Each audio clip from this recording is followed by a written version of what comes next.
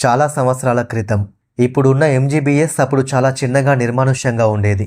రాత్రి 10:30 హైదరాబాద్ మహాత్మా గాంధీ బస్ స్టేషన్లో అప్పుడదే చివరి బస్సు. సుమలత తన సూట్ కేస్ లాక్కుంటూ బస్సు వైపు పరిగెత్తింది. ఆమె 28 సంవత్సరాల ఒక గవర్నమెంట్ టీచర్. వాళ్ళ నాన్నకి హఠాత్తుగా ఆరోగ్యం పాడైంది. సొంత ఊరు ఖమ్మం వెళ్ళాలి. బస్సు పాతది. ఆ రోజే ఒక పండగ రోజు అవ్వడం వల్ల ఒక్క ప్రయాణికురాలు కూడా లేదు. ఏమండి, మరెవరూ లేరా అని సుమ కండక్టర్ని అడిగింది. ఈ టైంలో ఎవరు ప్రయాణం చేస్తారమ్మా, మీరు అదృష్టవంతురాలు. బస్సు క్యాన్సిల్ చేయబోతున్నాం, మీరొచ్చారు కాబట్టి వెళ్తున్నాం అని కండక్టర్ రామస్వామి చెప్పాడు. డ్రైవర్ సుబ్బారావు దాదాపు 55 సంవత్సరాలు. అతను బ్యాక్ మిర్రర్లో సుమలతని చూసి నవ్వాడు. భయపడకండమ్మా, మేముంటాం, సురక్షితంగా చేర్చుతాం అని చెప్పాడు. ఆమె సీట్ నెంబర్ 8లో విండో పక్కన కూర్చుంది. బయట చీకటి, హైవే దాదాపు ఖాళీగా ఉంది. బస్సు బయలుదేరింది.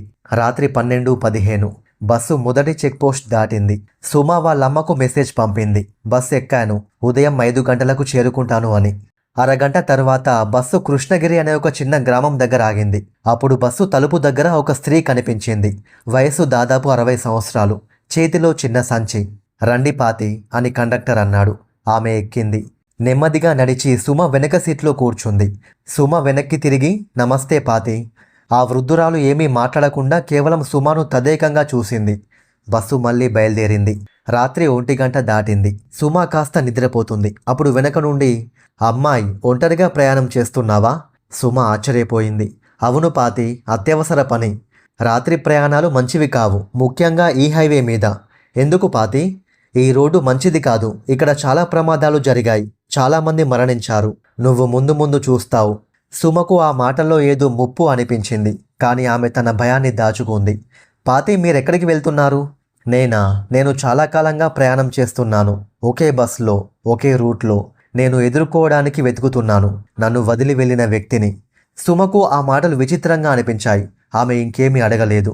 రాత్రి 1:30 బస్సు మరో స్టాపేజీ దగ్గర ఆగింది. హనుమాన్ తాండా. ఒక యువకుడు ఎక్కాడు. వయసు దాదాపు 25 సంవత్సరాలు. వచ్చి సుమ పక్కనున్న సీట్లో కూర్చున్నాడు. హాయ్, నేను రోహిత్. వాళ్ళు కొంతసేపు మాట్లాడుకున్నారు. రోహిత్ ఒక ఫోటోగ్రాఫర్. అప్పుడు వెనక నుండి వృద్ధురాలు, ప్రమాదం. రోహిత్ వెనక్కి తిరిగాడు. ఏమన్నారు పాతి? ఏమీ లేదు. కానీ ఆమె కళ్ళు రోహిత్ను విచిత్రంగా చూస్తున్నాయి. రాత్రి 2 అయ్యింది. బస్సు దట్టమైన అడవి ప్రాంతంలో వెళ్తుంది. చెట్లు రోడ్డు రెండు వైపులా ఉన్నాయి. చీకటి మరింత గట్టిగా ఉంది. అకస్మాత్తుగా బస్సు బ్రేకులు కొట్టేసరికి సుమ, రోహిత్ ముందుకు జరిగారు. డ్రైవర్ సుబ్బారావు చెమటలు పట్టి ఉన్నాడు. ఎందుకంటే రోడ్డు మీద ఎవరో ఉన్నారు. బస్సు హెడ్లైట్స్లో ఒక వ్యక్తి. ముఖం కనిపించడం లేదు. సుబ్బారావు హార్ను కొట్టినా ఆ వ్యక్తి కదల్లేదు. నేను దిగి చూస్తాను అని రోహిత్ అనేసరికి, వద్దు, దిగద్దు, వృద్ధురాలు అరిచింది. ఆమె గొంతు అప్పుడు భయంకరంగా ఉంది. ఎందుకు పాతి? ఆ మనిషి సజీవుడు కాదు. అతను ఈ రోడ్డు మీద చనిపోయిన వ్యక్తి. అతను ప్రయాణికులను బస్సు దిగిపోయేలా చేస్తాడు. తరువాత బస్సు అలాగే నిలబడి ఉంది. ఆ వ్యక్తి కదల్లేదు. మనమేం చేయాలి? సుబ్బారావు అడిగాడు. అతన్ని ఢీకొట్టలేం, వేరే దారి వెతుకుదాం. కానీ అక్కడ ఆ రోడ్డు మాత్రమే ఉంది, వేరే దారి లేదు. మళ్ళీ అందరూ ముందుకు చూసేసరికి ఆ వ్యక్తి అదృశ్యమయ్యాడు. సుబ్బారావు బస్సు ముందుకు నడిపించాడు. అందరూ భయపడుతూ నిశ్శబ్దంగా ఉన్నారు. కొద్ది దూరం వెళ్ళిన తర్వాత సుమ అడిగింది, పాతి, మీకు ఈ రోడ్డు గురించి ఎలా తెలుసు? వృద్ధురాలు లోతుగా చూసి, ఎందుకంటే నేను కూడా ఈ రోడ్డు మీదే చనిపోయాను 25 సంవత్సరాల క్రితం. అంతా నిశ్శబ్దం. నా భర్త నన్ను డబ్బు కోసం ఈ బస్లో చంపేశాడు. అప్పటి నుండి నేను ఈ బస్లోనే ప్రయాణం చేస్తున్నాను. అతన్ని వెతుకుతున్నాను. సుమలత గుండె వణుకుతోంది. కానీ రోహిత్ నమ్మడం లేదు. ఇది మోసం. వృద్ధురాలు అతని వైపు చూసి, నువ్వు నన్ను తాకి చూడు, నా చేయి పట్టుకో. రోహిత్ ఆలోచించాడు. కానీ తరువాత ధైర్యంగా ఆమె చేయి పట్టుకున్నాడు. అతని ముఖం తెల్లబడిపోయింది. ఆమె చెయ్యి అతనికి తాగడం లేదు. డ్రైవర్ సుబ్బారావు వణికిపోతున్నాడు. దేవుడా, మేమేం చెయ్యాలి? భయపడకండి, నేను మీకు హాని చేయను. నేను కేవలం నా భర్తను వెతుకుతున్నాను. అతను ప్రతి పౌర్ణమి రాత్రి ఈ రోడ్డు మీద ప్రయాణం చేస్తాడు. ఈ రోజు పౌర్ణమి. ఆయన పేరేంటి? కండక్టర్ రామస్వామి అడిగాడు. వెంకటేశ్వరరావు. అప్పుడు అతనికి 35 సంవత్సరాలు. ఇప్పుడు 60 దాటి ఉంటాయి. అప్పుడేదో గుర్తొచ్చినట్టు సుబ్బారావు మాట్లాడాడు. వెంకటేశ్వరరావు, ఆ పేరు నాకు తెలుసు. అతను ఇదే రూట్లో డ్రైవర్గా ఉండేవాడు. 25 సంవత్సరాల క్రితం అతని భార్య అదృశ్యమైంది. ఆమె బస్సు దిగి ఎక్కడికో వెళ్ళిపోయిందని అతను చెప్పాడు. వృద్ధురాలు కోపంగా అరిచింది. అబద్ధం, నేను దిగలేదు. అతను నన్ను ఈ బస్సులో చంపేసి శరీరాన్ని కొండ కిందకు పడేశాడు. అప్పుడు బస్సు మరో స్టాపేజీ దగ్గర ఆగింది. వీరభద్రపురం. అప్పుడే ఒక వృద్ధుడు బస్సులో ఎక్కాడు. అతనే వెంకటేశ్వరరావు. అతను మెల్లగా నడిచి ఒక సీట్లో కూర్చుంటే వృద్ధురాలు అకస్మాత్తుగా లేచింది. ఆమె ముఖం మారిపోయింది. కళ్ళు ఎర్రగా మారాయి. వెంకటేశ్వరరావు, ఆమె అరిచింది. సుజాత, నువ్వా? అవును, నువ్వు చంపిన నీ భార్యని. వెంకటేశ్వరరావు పారిపోవాలనుకున్నాడు, కానీ బస్సు తలుపులు మూసుకున్నాయి. దయచేసి క్షమించు, నేను డబ్బు కోసం చేశాను, తప్పు చేశాను. 25 సంవత్సరాలు నేను శాంతి లేకుండా తిరిగాను అని అతను వేడుకున్నాడు. ఆమె వెంకటేశ్వరరావు వైపు తేలుతూ వెళ్ళింది. సుమలత, రోహిత్ భయంతో చూస్తున్నారు. వెంకటేశ్వరరావు గుండె భయంతో కొట్టుకుంటుంది. అతను నేల మీద పడిపోయాడు. సుజాత అతని పక్కన నిలబడింది. కానీ ఆమె ఇప్పుడు కోపంగా లేదు, బాధగా ఉంది. నేను నిన్ను ప్రేమించాను, మనకు ఎన్ని కలలున్నాయి, కానీ నువ్వు డబ్బు ఎంచుకున్నావు, నన్ను చంపేశావు అని ఆమె ఏడుస్తోంది. వెంకటేశ్వరరావు చివరి మాటలు మాట్లాడాడు. క్షమించు సుజాత, నేను పాపం చేశాను.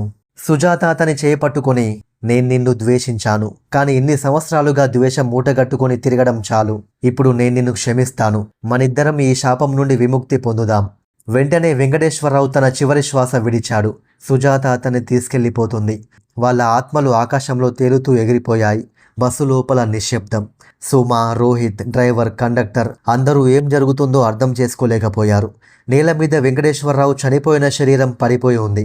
ఫోన్లలో నెట్వర్క్ లేకపోయేసరికి దగ్గరి ఊరికి వెళదాం, అక్కడి నుండి పోలీసులకి కాల్ చేద్దాం అనుకున్నారు. బస్సు మళ్ళీ బయలుదేరింది. బస్సు 15 నిమిషాలు అలా వెళ్ళగానే అప్పుడు మళ్ళీ రోడ్డు మీద ఎవరో నిలబడి ఉన్నారు. కానీ ఈసారి ఒక చిన్న అమ్మాయి, వయసు దాదాపు 10 సంవత్సరాలు. ఆమె ఏడుస్తోంది. మేము దిగి చూడాలా? రామస్వామి అడిగాడు. సుమ నిర్ణయం తీసుకుంది. నేను దిగుతాను, ఆ బిడ్డ ఏదో సహాయం కోసం చూస్తున్నట్టుంది. ఆమె బస్సు దిగి పాప దగ్గరికి వెళ్ళి, ఏమైందమ్మా, నువ్వెందుకు ఏడుస్తున్నావంటే, మా అమ్మ అనారోగ్యంగా ఉంది, ఆసుపత్రికి తీసుకెళ్ళాలి, కానీ వాహనం లేదు. వాళ్ళ ఇల్లు ఒక నిర్మానుష్యమైన ప్రదేశంలో ఉంది. సుమ వెళ్ళి చూసేసరికి నిజంగా ఒక స్త్రీ అనారోగ్యంతో పడుకొని ఉంది. జ్వరం, వణుకు. డ్రైవర్, కండక్టర్, రోహిత్ అందరూ దిగి సహాయం చేశారు. ఆ స్త్రీని, ఆమె కూతురుని బస్సులో ఎక్కించారు. బస్సు దగ్గరి పట్టణంలో ఉన్న ఆసుపత్రికి చేరుకునేసరికి రాత్రి 3:30 అయ్యింది. డాక్టర్లు చికిత్స ఇచ్చారు. సరైన సమయానికి తీసుకురావడం వల్ల ప్రమాదం ఏమీ లేదు అని చెప్పారు. ఆ చిన్న అమ్మాయి సుమను కౌగిలించుకుంది. బస్సు బయటకు వచ్చేసరికి తెల్లవారింది. వాళ్ళు ఖమ్మం వైపు ప్రయాణం కొనసాగించారు. రోహిత్ అంటున్నాడు, జీవితం కేవలం మనం చూసేది మాత్రమే కాదు, అదృశ్య శక్తులు ఉన్నాయి. మంచి, చెడు, న్యాయం, ప్రతీకారం, క్షమాపణ అన్నీ నిజమైనవి. సుమ నవ్వి, సాంప్రదాయాలు, నమ్మకాలు నాకు ముఖ్యమైనవి కావు, కానీ ఈ రాత్రి తర్వాత కొన్ని విషయాలు సైన్స్ వివరించలేదు, కేవలం నమ్మాలి. సుబ్బారావు వెనక నుండి చెప్పాడు, నేను 30 సంవత్సరాలుగా ఈ రూట్లో డ్రైవ్ చేస్తున్నాను. చాలా వింత విషయాలు చూశాను, కానీ ఈ రాత్రి మరువలేనిది. మనం ఒక జీవితాన్ని కాపాడాం కూడా. అవును, మంచితనం ఎప్పుడూ గెలుస్తుంది. ఉదయం 5:30కి బస్సు ఖమ్మం చేరుకుంది. సుమ దిగుతున్నప్పుడు అమ్మ బస్టాప్లో వెయిట్ చేస్తోంది. సుమ వాళ్ళ అమ్మతో ఇంటికి వెళుతూ వెనక్కి తిరిగి చూసింది. డ్రైవర్, కండక్టర్ సుమకు చేయి ఊపుతున్నారు. మళ్ళీ ఒక వారం తర్వాత సుమ హైదరాబాద్ తిరిగి వచ్చింది. ఆమె వార్తాపత్రిక చూస్తే చిన్న కథనం. 25 సంవత్సరాల క్రితం అదృశ్యమైన సుజాత శవం కొండ కింద కనుగొనబడింది. ఆమె భర్త వెంకటేశ్వరరావు ఆమెను హత్య చేసినట్లు రుజువులు కనుగొనబడ్డాయి. వెంకటేశ్వరరావు గత వారం గుండెపోటుతో మరణించాడు. 2 శవాలకు సరైన అంత్యక్రియలు నిర్వహించబడ్డాయి. సుమ ఇప్పుడు ప్రతి ప్రయాణం జాగ్రత్తగా చేస్తుంది. ఆమె భూతాలను, ఆత్మలను నమ్ముతుందా అంటే అవును, ఎందుకంటే ఆమె అనుభవించింది. కానీ ఆమె ఇప్పుడు భయపడదు. ప్రతి ప్రయాణం కేవలం గమ్యం చేరుకోవడం మాత్రమే కాదు, దారిలో మనం ఏం నేర్చుకుంటామో అదే ముఖ్యం. మంచితనం, ధైర్యం, సహాయం ఇవి మనల్ని ఎల్లప్పుడూ రక్షిస్తాయి, చీకటి రాత్రుల్లో కూడా. గాయ్స్, మీకు ఈ స్టోరీ నచ్చితే ఒక లైక్ చేయండి. ఇలాంటి మరిన్ని వీడియోస్ కోసం ఛానల్ని సబ్స్క్రైబ్ చేసుకోండి. Thank you for watching. జై హింద్.